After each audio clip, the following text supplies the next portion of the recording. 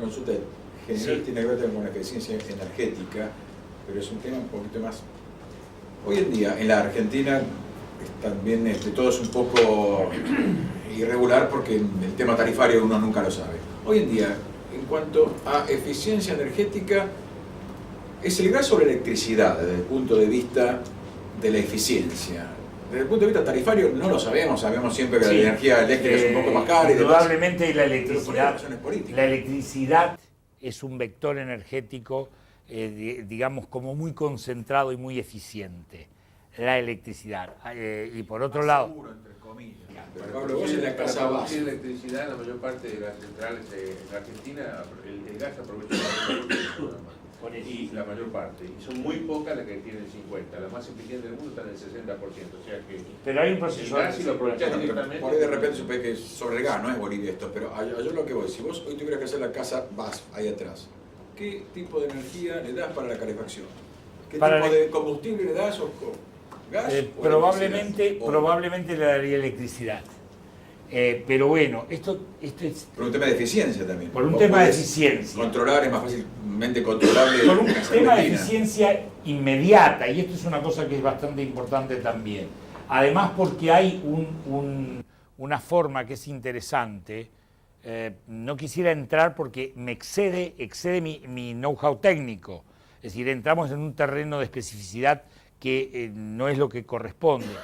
Pero, por ejemplo, la eficiencia de una bomba de calor es muy interesante, es muy importante. Entonces, ¿Los equipos estos? sí, es más eficiente que otro Pero que sistema. había la resistencia. ¿Estamos de acuerdo? Entonces, esto se mide constantemente, pero lamentablemente lo tenés que contrastar con un cuadro tarifario que es absurdo.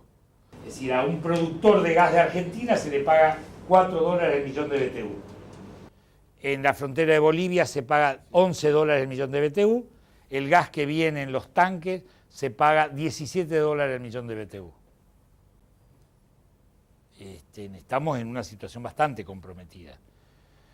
Entonces, todas estas situaciones pueden cambiar radicalmente. Por eso yo a veces muestro, y hoy dejé una imagen que era, los otros días lo discutí en un comité de IRAM, me miraron medio raro, digo, porque estábamos analizando cómo modificar la 11.604 que hace ahorro de energía de calefacción y con una serie de sutileza y comparando normas europeas y esto y lo otro. Y digo, sí, pero esto es una cuestión de actitud. Los alemanes un día dijeron, señores, hasta acá vamos a consumir hoy, a partir del año que viene vamos a consumir acá.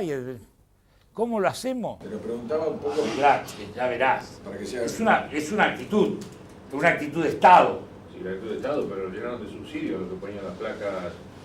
Eso vino después. Eso vino después. Esa es otra situación. Pero es una política, una estrategia. A lo técnico puro. Hoy en día decís, bueno, ¿yo cómo voy a calefaccionar? ¿Cuál es lo más eficiente para calefaccionar o para refrigerar? ¿La electricidad o algún tipo de gas? Porque de repente, no te digo, si esto fuera Bolivia, decís, pues, estoy parado sobre una bolsa de gas y bueno, seguramente debería ser más barato el gas y más eficiente. Bueno, aquí no sabemos cuál es la situación, pero hay un tema tarifario, político. No, yo por lo menos lo desconozco, no sé qué es lo que pasa dentro de 5 años, si va a ser más caro uno u otro. ¿No? Yo jugaría a los sistemas combinados, sin duda alguna. Trataría de manejar sistemas combinados y alternativos. Esa es la tendencia. Hoy, por ejemplo, es decir, hay un par de empresas, que me acuerdo, por ejemplo, RIN, que importa calefones chinos de tubo evacuado y los combina con termotanques de gas o eléctricos. Entonces, este tipo de cosas puede ser una opción interesante. Ojo, también la tendencia de la construcción o de las constructoras, entre comillas, es tirarte a todo eléctrico. Total, ¿qué me importa a mí lo que pase después? Que ese es el otro tema, es mucho más sencillo, más fácil. No tengo que habilitar ninguna instalación, tiro los cables por todos lados, como en la casa donde yo vivo, y arreglate si mañana subieron las tarifas. Quiero decir. Pero ahí también está el problema de la búsqueda de la economía Pero es que no hay un requerimiento en ese lado. en el gabinete. El desarrollista le importa un pito. Claro, exacto. Y el tirado de cañerías, de gas en un edificio. Por supuesto, se ahorraron la plata ahí, pero después el pobre Gil que va a ir a vivir ahí, de repente tiene que pagar un dineral para poder calefaccionarse. Cuando suban las tarifas, el precio de venta de esas propiedades va a bajar muchísimo. Buenísimo. ¿Y quién perdió? propietario. Bien. Bien, ¿continuamos? Bien, estamos recién empezando, pero bueno, vamos a apurarnos un poco. La adecuación a las condiciones del sitio, habíamos hablado sobre eso, esos son fundamentales.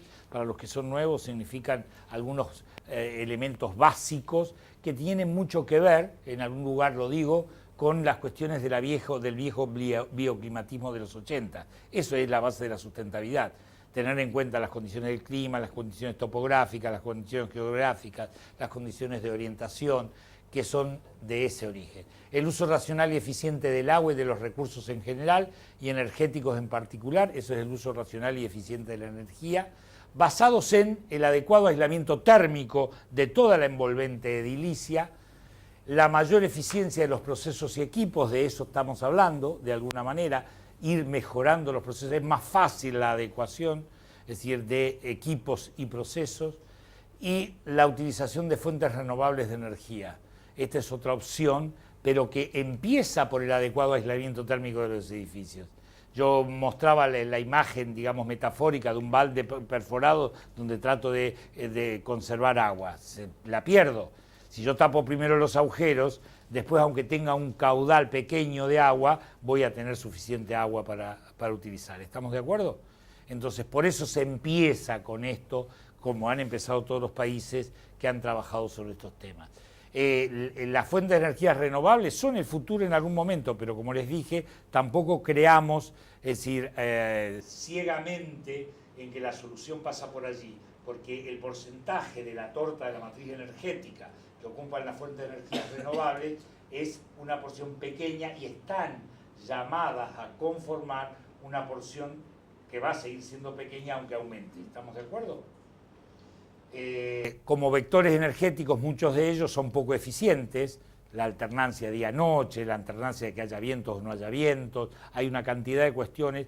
Y otra cosa que es interesante, en Rosario se está dando un sistema de promoción para colectores solares, y en Rosario, en la provincia de Santa Fe, y paneles solares, fotovoltaicos y demás, aunque el rendimiento de un panel fotovoltaico es de 18% y además a eso 18% de la energía solar transformada en energía eléctrica, más o menos en el mercado, y de eso hay que considerar además que si no tenés un sistema interconectado, tenés que gastar en acumulación, además del alternador y todo ese tipo de cosas, con lo cual, digamos, en un lugar donde yo tengo acceso a una red normal, el aporte de las celdas fotovoltaicas es bajo. Ahora, lo que se ha logrado como una primera instancia en la provincia de Santa Fe, que se está tratando de estimular el uso de fuentes de energía alternativa, entre ellos la fotovoltaica, es que se empezó con las redes interconectadas. Si vos no tenés... ¿Se puede? ¿En Santa Fe se puede Sí.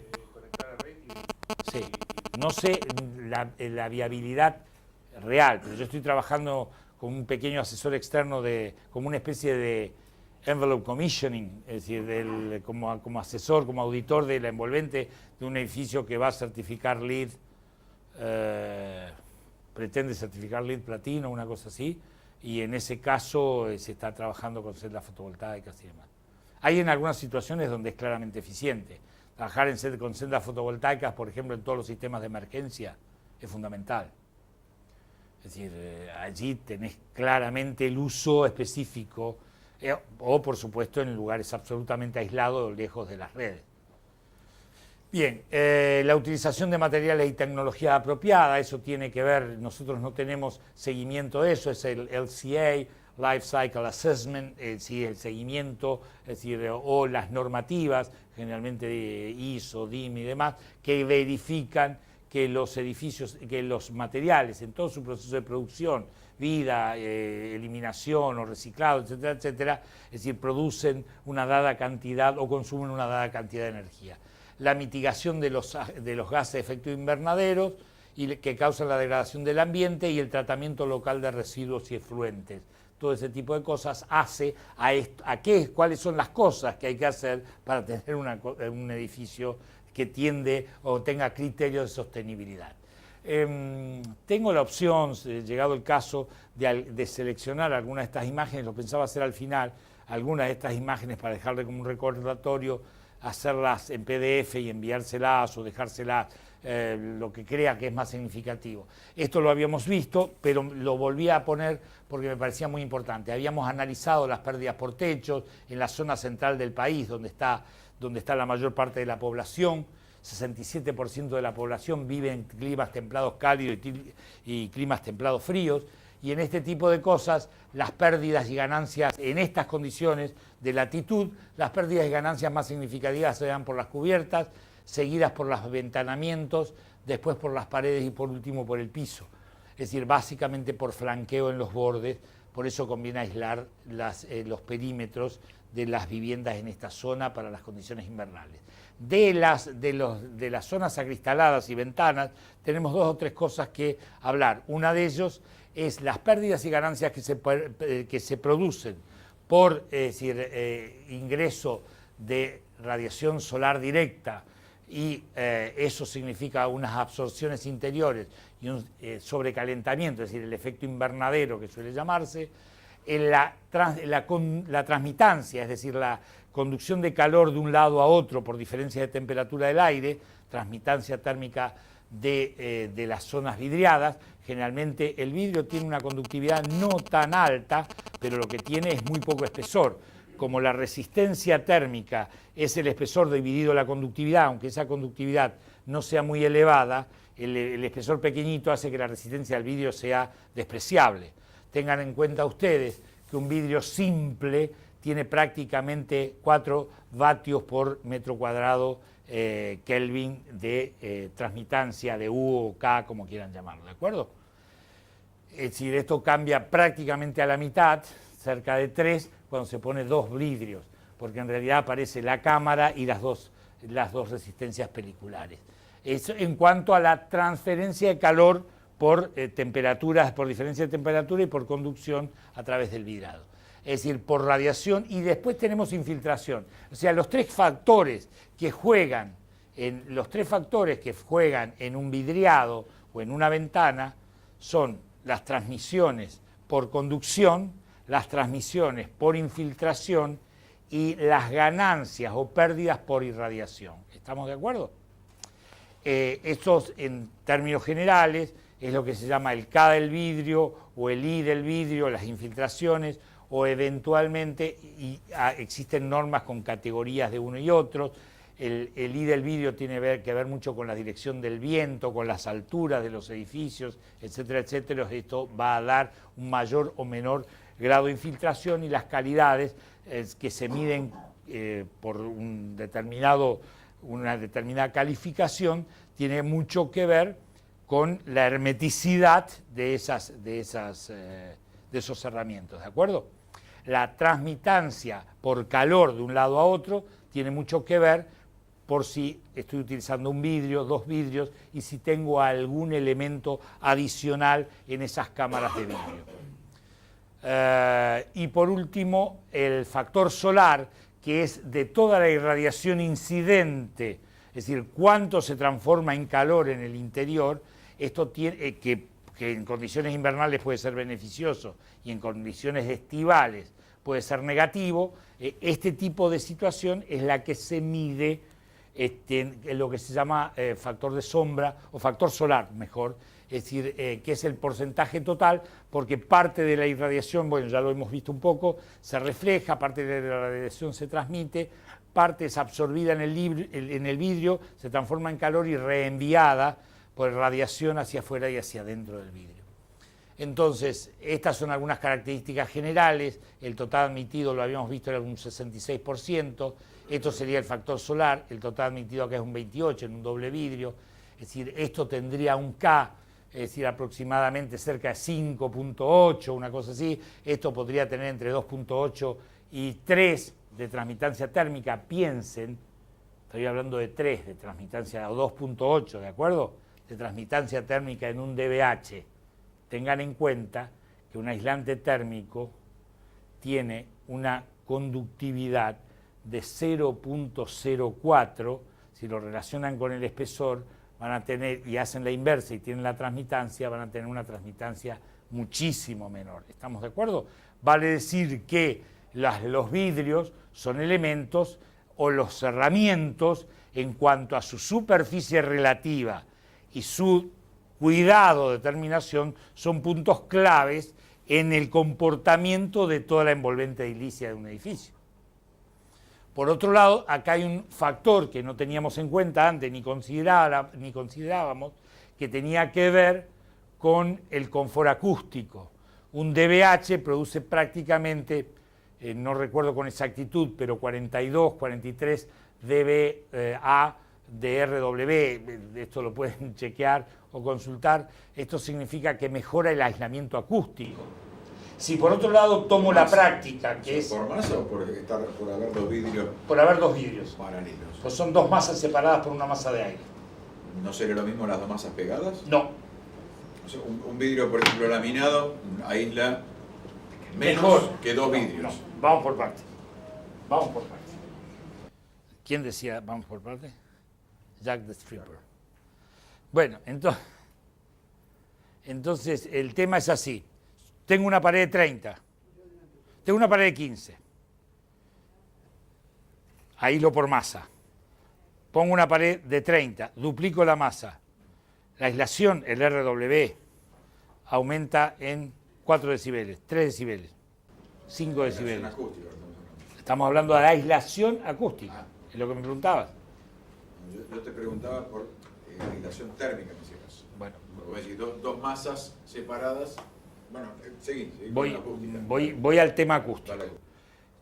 Tengo dos paredes, una pared de 15, le sumo una pared de 30 y solo mejoro la aislación acústica, que a lo mejor era de 36, 38 dBA en 500 Hz, no importa, la aumento en 3, 4 decibeles. ¿Estamos de acuerdo? Si yo separo eso, mejora la aislación en 2 o 3 decibeles. Mejora la aislación. Quiero que entiendas 2 o 3 decibeles como una fusión logarítmica, es algo muy sensible. Y que además, La misma masa que separada. 8 o 9 decibeles más o menos es la percepción del doble digamos, del sonido. ¿Estamos de acuerdo? Y además, como es en base a una función logarítmica, te sorprendería. Pero si yo pongo un parlante que emite 60 decibeles y le pongo otro parlante de 60 decibeles, los dos juntos producen 63 decibeles. ¿Viste? Es raro. No, pero si haces el antilogaritmo, lo multiplicás por 10, te da eso. ¿Sí? Bien, ahora, a medida que yo lo separo, a una pared de 15 lo separo, aumenta su poder aislador. Si yo llego más o menos a los 10 centímetros, tengo una ventaja que es interesante. No, si yo lo llevo a 10 centímetros, es el límite de un comportamiento de una cámara de aire que tiene la proximidad suficiente como para evitar la termocirculación. Sí, la convección. La convección. Por lo tanto, dos paredes dobles de 15 aíslan mejor que una de 30 y mejoran un poco la aislación térmico y acústica. ¿Se entendió? Si yo me voy más ancho, pierdo la aislación de la cámara, pero mejora la aislación acústica. A tal punto que si estoy en el orden de 1 metro de separación de dos muros, actúan prácticamente sumándose los efectos de uno y otro, no como una unidad. Es un tema de física que tiene sus bemoles, pero interesante.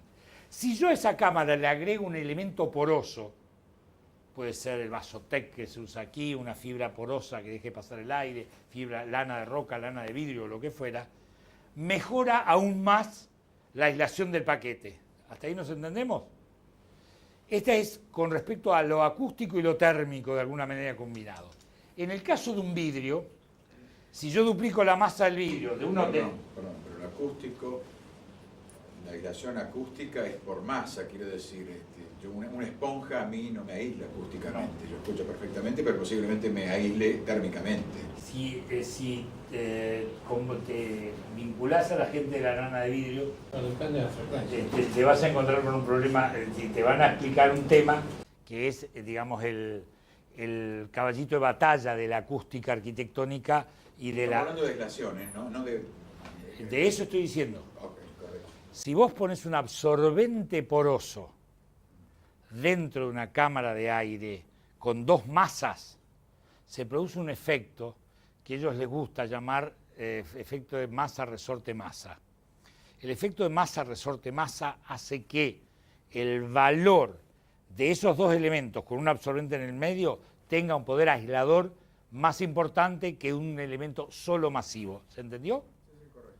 Es, digamos, el sistema. Como por vibración será nada. Es decir, hay una serie de Tema cuestiones. físico. Se modifica, inclusive cuando se trabaja con los sistemas de steel framing, no es conveniente utilizar placas, conviene placas utilizar de varias, diferente, claro. varias placas, Diferente por lo peso. menos dos. Nosotros generalmente minimizamos eso y conviene que sean de diferente espesor para que no entren en resonancia crítica, digamos. ¿Estamos de acuerdo? El tema es bastante particular. Con respecto a un vidrio no solo, no solo es mal aislante acústico, un vidrio es un mal aislante acústico. Pero ¿qué pasa? Si lo analizamos por masa, no tiene casi masa. Pero ¿qué pasa? Además, como es una membrana, en términos relativos de proporciones... Es mal aislante porque tiene poca masa. Si fuera un vidrio que tiene 30 centímetros de espesor, aislaría tal vez más que un ladrillo. Sin duda alguna. No sé si más, pero aislaría por el peso. 2.400, no, 2.000, no me acuerdo ahora el peso del vidrio, pero es grande. Entonces, ¿qué es lo que pasa? Supongamos ahora que yo tengo una lámina de vidrio. El problema de los elementos laminares es que pueden entrar en resonancia. Es lo que nos pasa cuando pasa un colectivo, un camión, y de golpe tenemos un montón de vidrios y uno hace brrr, vibra. Ese camión o lo que fuera, o el motor o lo que fuera, emitió una frecuencia que es la frecuencia propia Coincidente con la del vidrio. con la del vidrio, que está definida por el material, su espesor y su fijación. ¿Está claro? El conjunto de todo ese tipo de elementos, le da a una frecuencia que es propia. A esa frecuencia el vidrio es totalmente transparente, es lo mismo que tuviera un agujero. Hasta ahí nos... Bien. Entonces, ahora, ¿qué pasa con un doble vidrio? Un doble vidrio no deja de ser una masa, mucha o grande, separada por una cámara de aire. Con lo cual, un doble vidrio actúa mejor acústicamente que un vidrio simple. Y no solo eso. Igualdad de masa, estamos hablando. A igualdad de masa. Y además le estoy agregando un buen comportamiento térmico. Duplica prácticamente el comportamiento térmico de un vidrio simple. ¿Sí? Ahora bien, si por último yo tomo un vidrio simple exterior y un vidrio laminado interior, mejoro aún más la condición acústica. Y esa solución es accesible económicamente. No me hagas meter en cosas que no tengo que hablar yo acá. Es decir, me estás llevando a cualquier terreno. Un vidrio laminado no solo te da seguridad, porque cuando tenés DBH, hoy en realidad las soluciones que nosotros planteamos, y sobre todo en edificios significativos, no pueden excluir el DBH. Esta es mi visión. Ahora, después aparecen DBH que son float simples o DBH con adiciones que ya empiezan a tener otra performance y otros costos. Pero al menos, por lo menos en mi casa, hay unos vidrios, hay unas ventanas grandes que dan a la calle y las ventanas son de DBH 6. ¿Laminados o sin laminado? ¿Qué Puede ser un DBH laminado. ¿Qué estoy diciendo? Bueno, pensé que El de afuera solamente no es DBH. laminado, el interior es laminado. ¿Sí? Eso. Si el problema no fuese térmico, sacamos la variable térmica, ¿un vidrio blindado no es mejor aislante acústico que un DBH? ¿Qué es un vidrio blindado? Un vidrio con un espesor determinado. De eso estamos hablando. Ese es. Un vidrio laminado es un vidrio que tiene, ¿cómo se llama? Un acetato. Bueno, es lo que dice el señor. Pero digamos solo, sin la cámara de aire. Porque casi todas las salas que trabajan en la cuestión acústica utilizan vidrio blindado. ¿Solo eso? Sí. Horrible. Entonces, esas salas que vos conocés que están así están mal hechas. Yo voy a ser sincero. Te venden kilos de vidrio y no te venden aislación. Claro, en realidad, ¿cómo se hace una sala de audio, vos decís? Por ejemplo. Si yo tengo que hacer... ¿La ventana una sola vez o de qué sería eso? La ventana, a ver, por ejemplo, un clásico. ¿Vieron ese programa de música que llevan a los músicos en M, creo que se llama? ¿Nunca vieron? No, nadie ve nada. Bueno, que lo hace Mir, creo que lo hace. Lalo Mir. Es un buen programa, creo, no sé. Es decir, y hay una sala de audio, y una sala de audio con absorbentes, pantallas, una serie de cosas, y está el operador atrás. El operador está separado, seguramente, no lo vi, seguramente por un marco tipo cajón que tiene, es decir, perforaciones, y tiene 3 vidrios. Uno más grueso, uno más fino, absorbente poroso, es decir, unos bordes perforados y absorbente poroso, lana de vidrio, lana de roca, Vasotec, en el interior del perforado, en el interior del marco, y un vidrio en diagonal, para que no haya resonancia, es decir, que no haya cámaras constantes que entren en resonancia. ¿Está claro? Sí, clarísimo. Así se resuelve el tema. Es decir, se absorbe casi todas las frecuencias posibles, todos los rebotes que dan el tiempo de reverberación para tener sonidos mucho más direccionales que se puedan mezclar en consola. ¿De acuerdo? Gracias. Los absorbentes porosos son los que se utilizan básicamente para las medias y altas frecuencias, los absorbentes elásticos para las bajas frecuencias. Los absorbentes, las frecuencias altas son muy direccionales, por lo tanto producen sombras acústicas. Producir sombras acústicas significa que detrás de una columna vos no escuchás igual las altas y medias frecuencias que si fuera por delante de la columna. Por eso en un buen teatro tenés que tener fundamentalmente visibilidad acústica. Si vos no ves la fuente del sonido, no escuchás debidamente, porque te recorta las frecuencias altas, que son los armónicos que definen el timbre o las voces de los instrumentos.